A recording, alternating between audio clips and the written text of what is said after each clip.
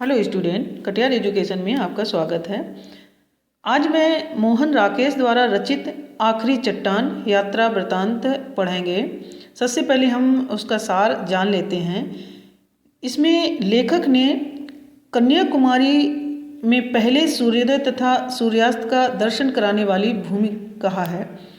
लेखक यहाँ पर कन्याकुमारी के कैप होटल के सामने एक काली चट्टान पर खड़े होकर भारत के स्थल भाग की आखिरी चट्टान को देख रहा था। उसके सामने अरब सागर, बंगाल की खाड़ी और हिंद महासागर के संगम की विशाल जल राशि फैली थी, यानी कि पूरा संगम समुद्र का विशाल जल चारों तरफ फैला हुआ था। लहरें बल खाती हुई बार बार उठ रही थी और चट्टानों से टकराकर बिखर रही थी।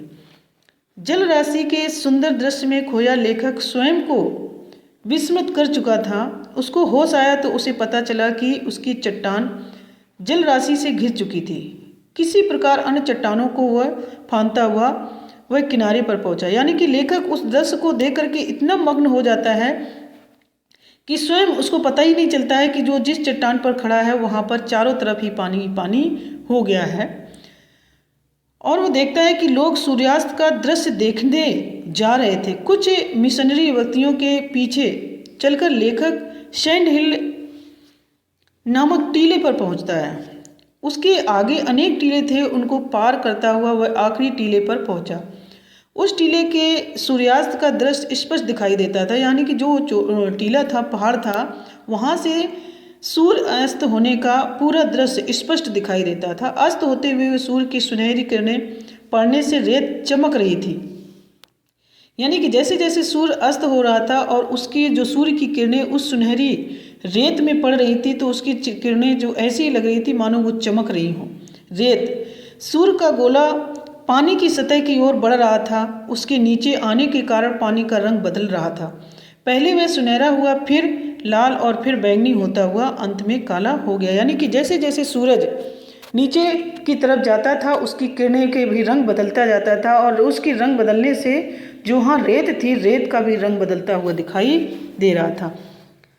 कैप होटल के लॉन में सूर्योदय देखने में लीन लेखक को ध्यान ही नहीं रहा कि वह वापस भी जाना है। यानी कि लेखक इतना ध्यान मग्न हो गया कि उसको पता ही नहीं रहा कि मुझे वापस भी जाना है। धीरे धीरे वह अंधेरा घिर रहा था। रास्ते के सभी टीलों को पार करके पुनः वो सैंड हिल पहुंचना संभव नहीं था। तब लेखक उस टीले से नीचे उतरकर समुद्र के तट पर आ गया। यहाँ उसने विविध रंगों की रेत देखी। वह उन रंगों में खोया था कि एक लहर आकर उसके पैरों को भिगो गई। यानी कि जब लेखक उन लहरों को, यानी कि उन रेत के कणों को देख रहा था, तभी एक समुद्र की जोरदार लहरें आई और उसके पैर को गीला करके चली गई। अब उसे खतरे का एहसास हुआ। वह जूतों को हाथ में लेकर दौड़ने लगा। एक चट्टान पर चढ़ गया, तब वह पानी से घिर गई थी। पानी में उतरकर अगली चट्टान तक जाने का उसका साहस न था। उस चट्टान के दूसरी ओर वह तट की विस्तृत भूमि पर थी। यानी कि वो देख करके, ये दृश्य देख करके वो अंदर ही अंदर डर गए। कैप होटल के लॉन में बैठे लेखक को याद आया कि उसने कनानौर के सेवाएं होटल में 17 दिन रहकर जो 80-90 पन्ने लिखे थे, उनको वह वहीं भूल गया।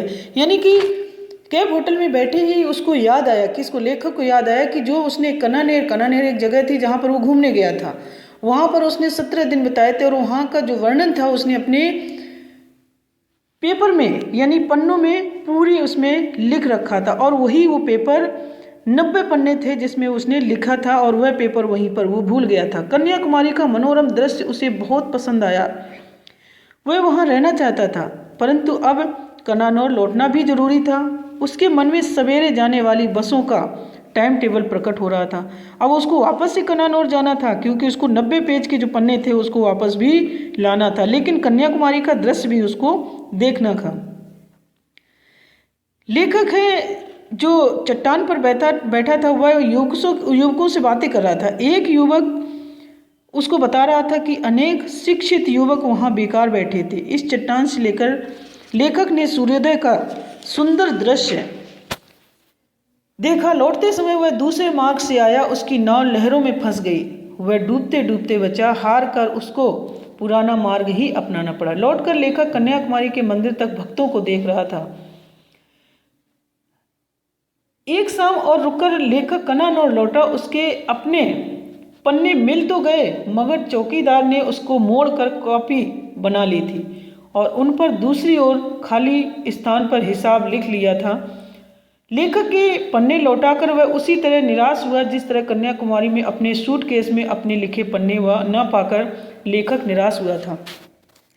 लेखक जो है कन्नानेर में जो 90 पन्नों की उसने यात्रा वृत्तांत लिखा था, वो पन्ने वो वहाँ पर भूल गया था। लेकिन वहाँ पर क्या है, जब वापस गया था वो लेखक जो है ना, उन पन्नों को वहाँ के जो सेवक था, जो नौकर था, उसने उस पन्ने को हिसाब किताब लिखने के काम में ले लिया था। धन्यवाद।